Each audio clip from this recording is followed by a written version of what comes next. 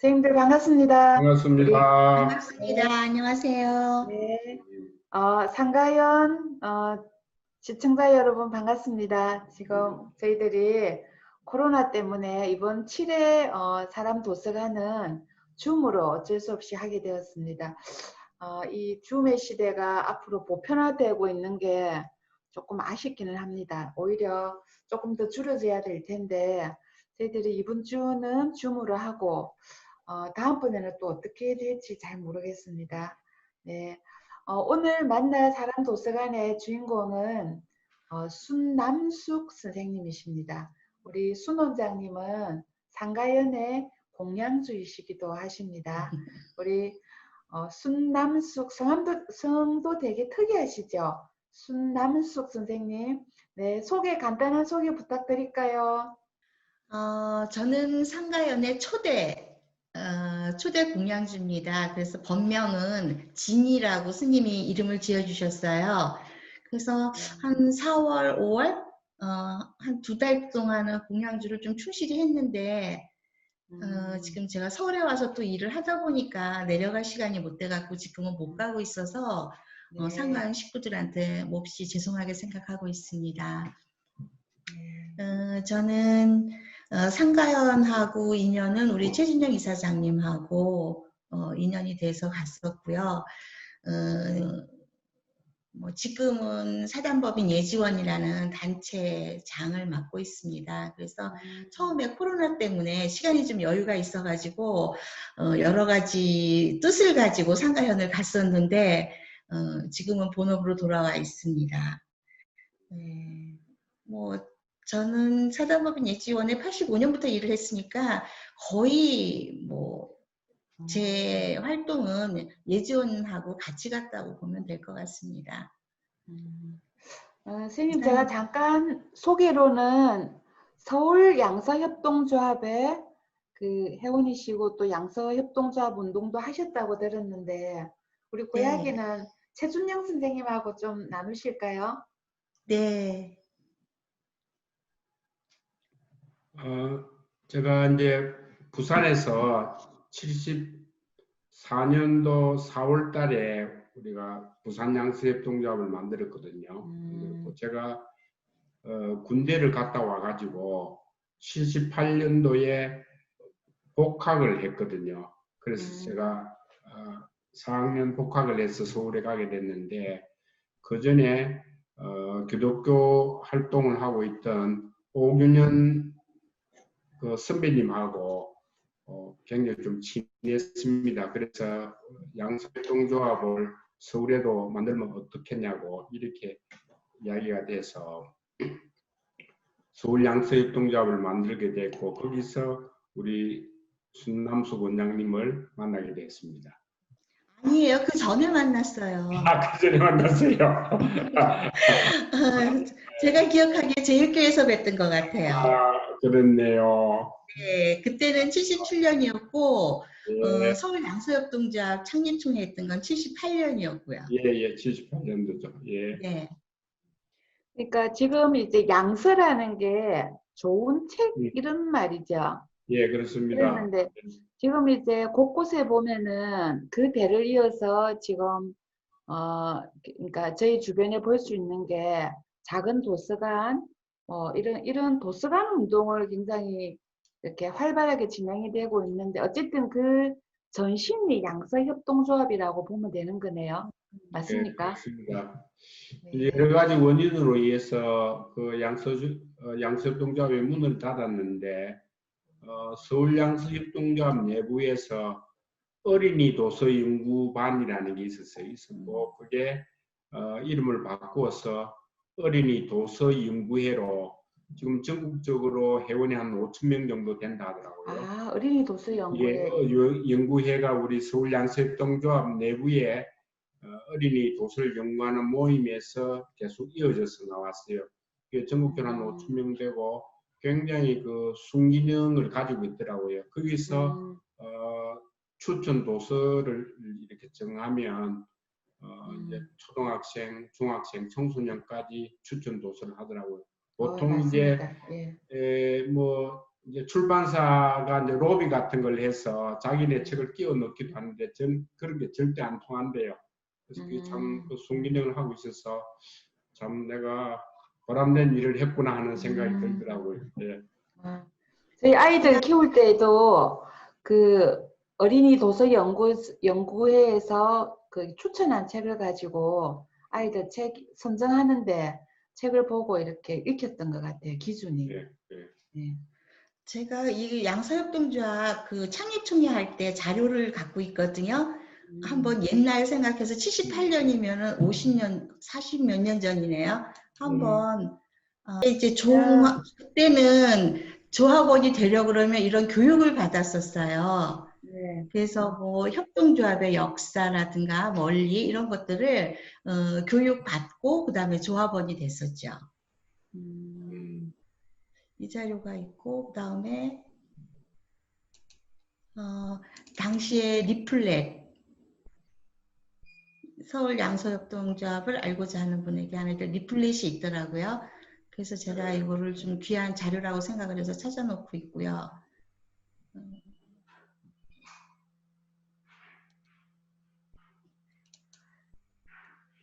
그리고 정관이 있었고요. 예.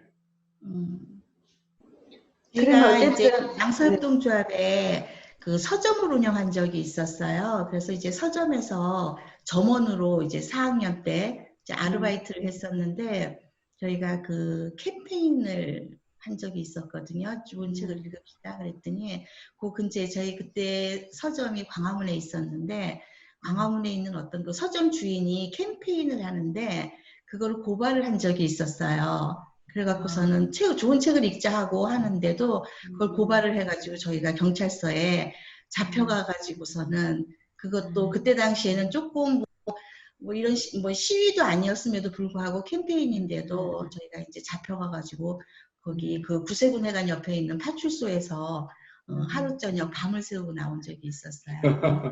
근데 그때 당시에 그 신고를 했는데도 그 신고가 안 받아졌었는가 봐요. 그래서 나중에 그 신고한 사람들 그 다시 수배하고 그래서 신고한 거 종로경찰서에서 확인이 돼가지고 12시쯤 돼서 집에 가라고 그러는데 그때는 통금이 있을 때였거든요. 근데 통금이 됐는데 12시 집에를 어떻게 가요?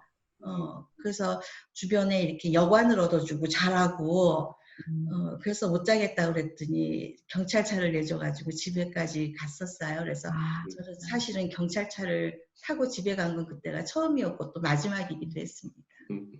근데 그게 그 다음날 조선일보에 4단 기사가 난 거예요. 경찰들이 여대생을 잡아서 뭐 이렇게 불법 감금을 했다 해가지고 4단 기사가 나가지고 그게 또 학교에 알려져서 엄청 그때 당시에 뭐 학교에도 오라 가라 나쁜 내용도 아니었음에도 불구하고 기사가 되는 것만으로도 그랬던 적이 있었습니다. 조선일보가 지금 조선일보하고는 조금 달랐었네요. 그때는. 네. 그때는 조선일보 근처에 서점이 있어가지고 거기 기자들이 우리 양협의 회원으로 있었던 사람들이 꽤 많았었어요. 지금으로서는 상상이 안 되는 일들이 그때는 그래서 저도 기사를 보면서 그때 당시 우리 조합원 했던 사람들이 그 조선일보의 대표 이름으로 거론되기도 하고 그래서 세월에 이게 무상함인가 뭐 이런 걸 느낀 적이 있었어요. 예, 그때 이제 책을 매개로 해서 이런 게 세계적으로 없거든요. 우리 먹을거리를 가지고 뭐 소비자 협동조합 이런 걸 하지만은 책을 매개로 한 건 아직도 전 세계적으로 유일한 게 우리 한국의 양서협동조합인데요. 그때 만났던 회원들이 아직도 만나고 있고요. 참 그 좋은 사랑방, 사람이 만날 수 있는 좋은 사랑방 역할을 했던 것 같아요. 그 지금 생각해보면 그때 우리 저자와의 대화라는 거 있었고요. 그 다음에 도서 전시회 같은 거 있었고 이런 일들 다 지금까지 하고 있잖아요. 그래서 그때 당시에 양서협동조합이 정말 많은 일을 했던 것 같아요. 짧은 기간이었지만. 맞아요. 네. 어찌 보면은 지금 그 도서관에서나 출판사에서 하고 있는 그 어쨌든 모델을 갖다가 그때 40년 전에 만드신 거네, 그죠? 예, 지금 생각하면 정말 큰일을 한 것 같아요. 그때 당시 조건도 안 좋았는데 그 시청 앞 전철역 거기에서 아주 크게 그 도서 전시 이런 것도 뭐 한 일주일씩 했었고, 그런 거 보면은 참 그때 무슨 조직이 있었던 것도 아니고 돈이 있었던 것도 아니고 그랬음에도 불구하고 이제 그런 일은 정말 우리가 좀 큰 일이라고 생각을 합니다. 어쨌든 두 분의 인연도 그러면은 그때 인연이 돼서 지금까지 이렇게 쭉 이어져 오시는 거네요. 예, 그렇죠. 중간에 한 연락이 없이 30년. 네. 그렇게도 잊혀지지 않고, 그리고 어디선가 이렇게 인연이 돼서 한번 만나면 꾸준히 봤던 사람 같고, 저는 그래요. 뭐 우리 최 선생님 말고도 이렇게 좀 인연이 돼서 만나시고 계시는 분들은 계십니까? 그때 그 시절. 양서협동조합을 계기로 해서 만났던 분들이 꾸준히 만나는 건 아니지만 그래도 가끔 안부 묻고 이런 분들이 꽤 있어요. 어쨌든 부산 양서협동조합이 먼저고 그 이후에 서울 양서협동조합 이렇게 역사 계보가 이어지는 거네요. 예, 그렇습니다. 예. 그리고 나서 선생님께서는 이제 졸업하시고는 뭐 어떻게 또 삶의 경로가 이어지셨는지 좀 궁금하네요. 졸업하고서는 그 소비자단체에 몇 년 있었어요.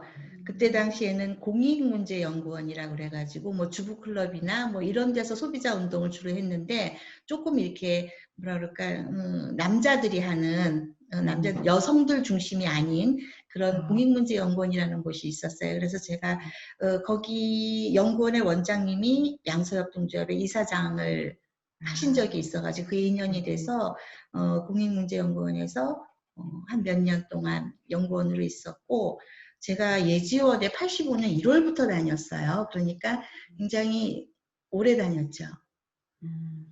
85년 1월달. 35년이네요. 그래서 저는 사실은 생각지도 않았던 단체예요. 그냥 이렇게 조금 이제 시간적으로 한 2년 정도 좀 시간이 여유가 있었어요. 제가 계획했던 일을 하기에. 그래서 한 2년 정도 어디에 가서 무슨 일을 할까 생각하고 있다가 이제 학교 다닐 때 교수님이 좀 소개를 해주셨어요. 그래서 잠깐 그럼 한 2년 정도 있어보지 하고서는 가서 보니까 지금 예지원이라는 곳이 좀 나름대로 매력이 있더라고요. 생각지도 않았던 곳이었지만 가서 보니까 이런 일도 있네 이런 생각이 들어서 어떻게 2년이 되다 보니까 지금까지 해서 지금 제가 원장까지 하고 있는 것 같아요. 그러고 보면은 일이라는 게 어떤 분은 그래요. 이게 그냥 있는 게 아니고 사주팔자에 있다는 얘기를 하더라고요.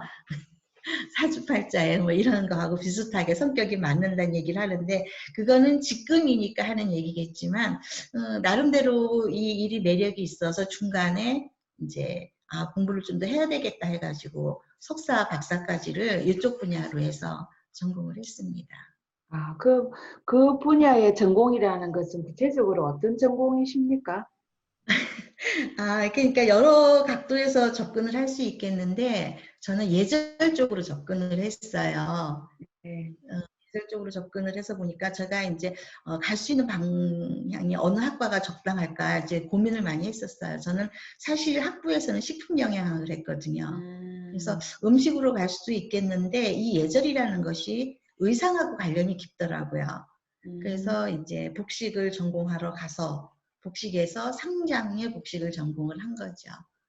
그러다 보니까 사실 우리 의례 중에서 가장 이렇게 비중이 큰 게 상장예 아니겠어요. 그리고 그 상장예를 주로 연구하신 분들이 동양 철학하신 분들이 이쪽에서 많이 연구를 하시는데 그 내용 중에 복식이 상당히 많이 있거든요. 근데 이게 복식을 이 철학을 하시는 분들은 다 넘기고 지나가시더라고요. 근데 저는 이제 복식으로 이제 접근을 하게 된 거였죠. 그러다 보니까 어떻게 그냥 상장예 쪽으로 계속해서 공부를 하게 되더라고요. 그래서 지금 이제 석사, 박사 다 복식이지만 그 중에서 석사의 주제 수의, 죽은 사람들이 있는 수의, 그다음에 이제 박사도 논문이 이제 수의에 대한 거예요. 네. 그러면 선생님 예지원을 소개한다면은 어떻게 좀 소개를 할 수 있을까요? 우리 전통 문화의 산실, 뭐 이렇게 우리는 보통 그냥 한마디로 얘기를 하거든요. 근데 그 예지원에 제가 10주년 정도 됐을 때 갔는데, 보니까 거기에서는 처음에는 그 예절보다는 우리 전통 문화 소개를 굉장히 많이 하더라고요.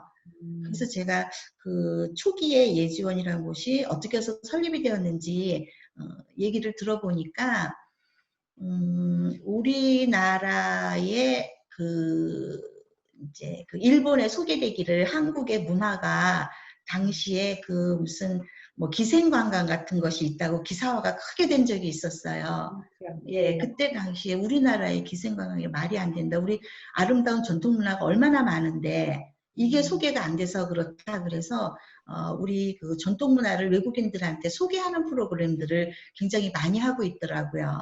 그 중에 다도라든가 우리 전통 홀례 문화라든가 이런 것 속에 핵심이 되는 것들이 예절이다 보니까 예절이라는 것을 이제 내국인들한테 교육을 하고 외국인들한테는 이런 문화를 소개하는 프로그램 크게 두 가지를 하고 있더라고요.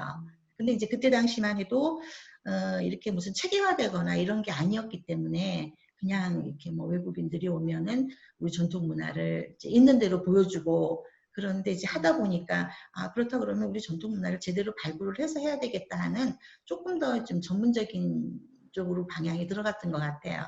그래서 지금도 제가 생각하기에는 예지원이 가장 그 뭐라 그럴까 전통의 전통 문화를 보여주고 있는 곳이라는 생각이 들어요. 그 한때는 선생님 이 전통 문화 이렇게 하면 약간 좀 거세당한 적이 있었죠. 그러니까 사람들이 그랬죠, 맞아요. 예. 없고, 네.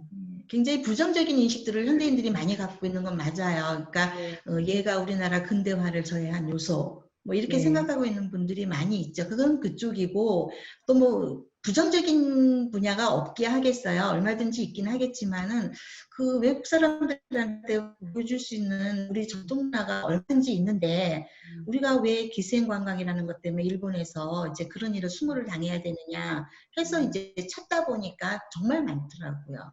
우리 한국 복식 같은 경우도 그렇고, 그러니까 뭐 우리나라 근대화를 저해한 요소 뭐 이런 거는 조금 더 이제 철학적인 부분이고요. 그러니까 보여줄 수 있는 부분으로는 우리 한국 복식도 있고, 그 다음에 홀리 문화 같은 것도 외국인들한테 보여줄 수 있고, 그 다음에 우리나라를 제일 경시했던 그 일본 사람들 다도 문화 이런 거는 우리한테서 넘어갔던 거기 때문에 우리가 그 자부심을 갖고 소개할 수 있었던 것 중에 하나였던 것 같아요. 예. 오늘 처음 알았습니다, 선생님. 다도가 우리나라에 의해서 소개되었다는 게.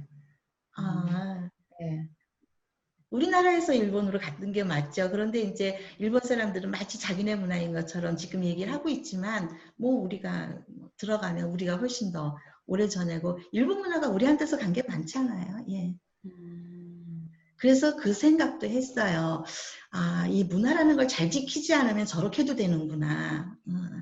네. 그래서 외국에서 봤을 적에는 다도가 일본 문화지 한국 문화일까 이렇게 의심하시는 분들도 꽤 많거든요. 근데 사실 우리한테서는 본인도 저도 그래요, 선생님. 네. 왜냐하면 네. 인절한 때 네. 그 전쟁의 목적 중에 하나가 그 도공을 잡아가는 것이었어요. 그렇죠. 네. 네. 그러니까 그 말이 안 되죠. 아, 닭이가 없는데 무슨 그 차를 마셨겠어요. 네? 닭이를 굽기 위해서 도공들을 많이 잡아갔잖아요.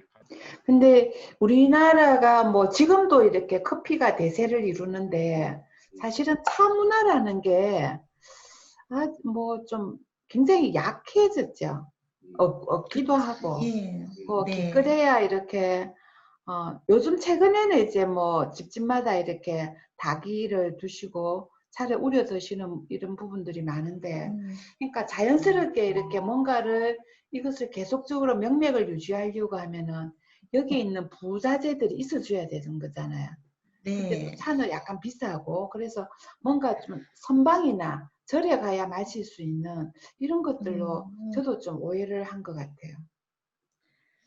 그러니까요. 그런 것들이 좀 문제인데 지금도 그 다도단체들 보면은 굉장히 그 다리가 비싸고 그다음에 뭐 이렇게 차도 굉장히 비싼 거 마시고 그러는데 이게 생활화가 되려면 그러면 안 되는 거거든요. 어디에서든지 뭐 마실 수가 있어야 되는데 아주 간편한 것들이 많이 있거든요. 있는데 그 앞서 가시는 분들이 그 역할을 안 해주시는 것 같아요. 그러니까 지도자들이 그런 거를 좀 서민적인 것을 이렇게 사용하고 그래야지 사람들이 쉽게 다가가는데 지금은 오히려 이게 뭐 선구자라든가 지도자 뭐 이런 쪽에 계신 분들이 너무 고가의 것만 쓰고 이러다 보니까 오히려 젊은 층이 접근하기가 어려워서 사실은 그것도 지금 이렇게 계승되는 데 있어서 큰 문제점인 것 같아요.